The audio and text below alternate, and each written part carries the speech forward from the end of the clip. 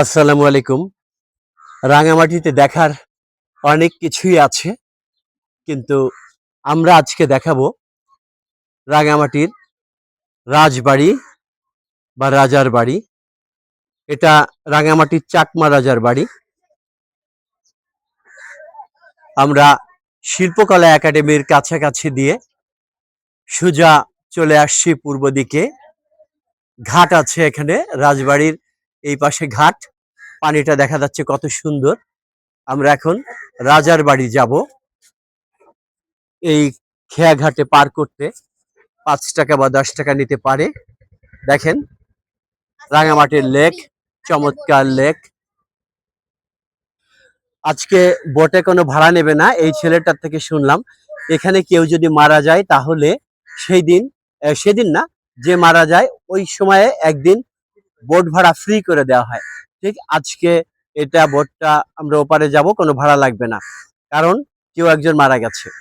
আমরা এই বাড়িতে আমরা যাব, কিন্তু তার আগে এটার ইতিহাস বলি।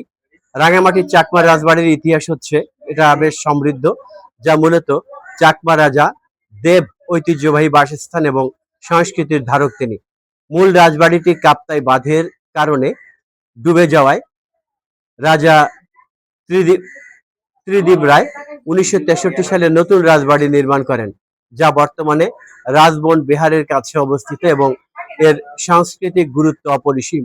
যদিও 2010 সালে একটি অগ্নিকাণ্ডে সেটি ক্ষতিগ্রস্ত হয়েছিল এবং পরে পুনর্নির্মাণ করা হয়। আমাদের সাথে অনেক লোক এসেছে, তার মধ্যে এই যে একজন কবি সুমাইয়া আক্তার তৃষ্ণা, খুব ভালো মেয়ে, ভালো লেখে, গানও গায় ভালো। এবং আছে যথারীতি আতিক হিলাল ভাই, উনি লেক দেখতে ছিলেন রাজবাড়িতে আমরাও যাব। এবং আবুল কালাম আজাদ ভাই আছেন, দেখেন উনিও ভিডিও করছেন। আমরা ওনাকে নিয়ে আমরা একসাথে যাব। এর সৌন্দর্য আমরা ভিতরে গেলে পাবো।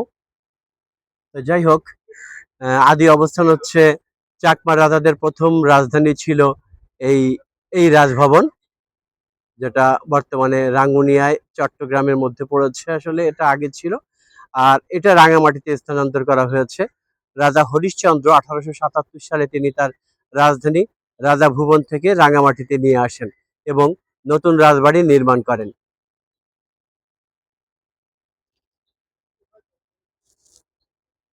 দূর থেকেই দেখালাম।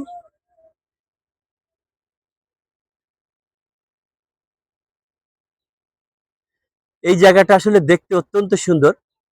স্টেডিয়াম, রাঙামাটির স্টেডিয়ামের থেকেই ওর কাছাকাছি রাজবাড়ির ঘাটটা আছে। সেই ঘাট পার হয়েই আপনারা এই জায়গায় যেতে পারবেন, রাজবাড়িতে যেতে পারবেন। ধন্যবাদ সবাইকে। পশ্চিম পাড় থেকে বিদায় নিচ্ছি। আমি রবিউল মাশরাফি এবং ছড়াকার আতিক হেলাল। ক্যামেরায় আছেন কবি আবুল কালাম আজাদ ভাই এবং আমাদের সাথে আছেন কবি সুমাইয়া আক্তার তৃষ্ণা।